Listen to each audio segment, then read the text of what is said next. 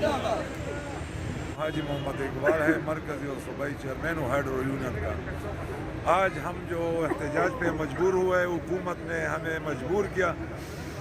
یہ حکومت جب آئے تو اس نے کہہ دیا کہ ہم انصاف کے لیے آیا ہے، ہم ادارے کو ٹھیک کر دیں گے، لیکن اس نے پھر آرڈر کیا کہ اس کو اور پسکو کا نشکاری کرو، تو ہم اس کو بالکل نہیں مانتے۔ ہم حکومت کو کہتے ہیں کہ آ جاؤ، جس میں خرابی ہے اس کو ٹھیک کرو۔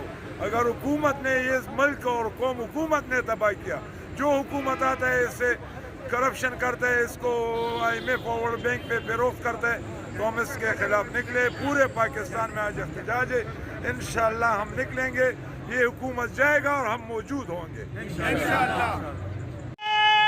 تکبیر، لشکری کا جو یار ہے،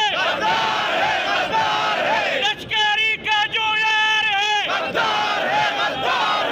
زبردست ایک ٹکے کے دو ریاضی، 10 وہ گو نیازی، ایک ٹکے کے دو